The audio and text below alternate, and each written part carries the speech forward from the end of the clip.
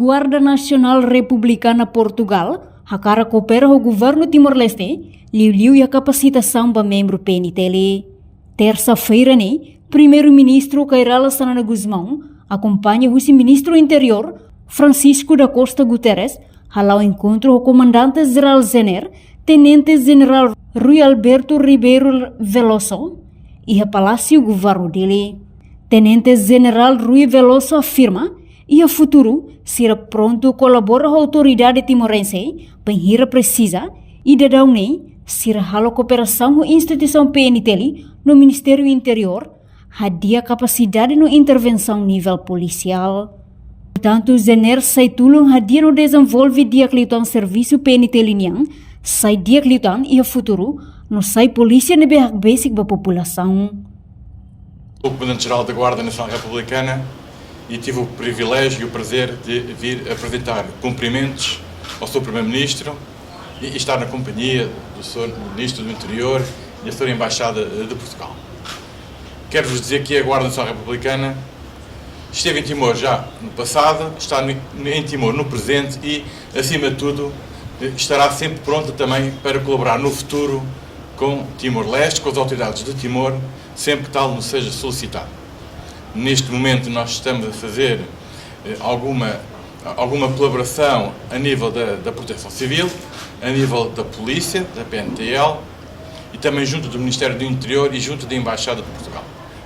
A Guarda acaba por ser a Força de Segurança Nacional que tem aqui uma grande presença em Timor e assim pretende continuar a ter esta presença, nomeadamente a ajudar a PNTL a melhorar ainda mais toda a sua capacidade a nível de intervenção, a nível policial. Por isso quero-vos deixar aqui uma palavra precisamente de esperança, de melhoria, porque podem sempre contar com a GNR para ajudar a Polícia Nacional de Timor-Leste.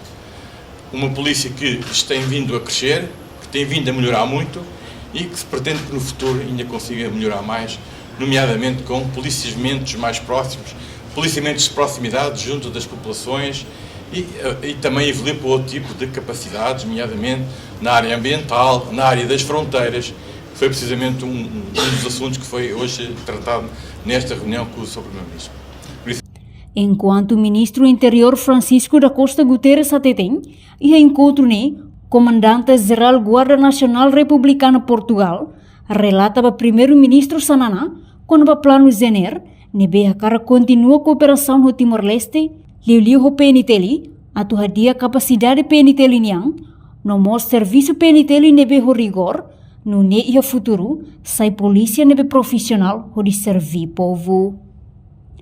No governo Timor-Leste agradece, no concorra a tu continua a cooperação ba oi na fatin, bela hadia diaklitang, capacidade de intervenção polícia sira, inclui prepara comando de lidera a instituição PNTL.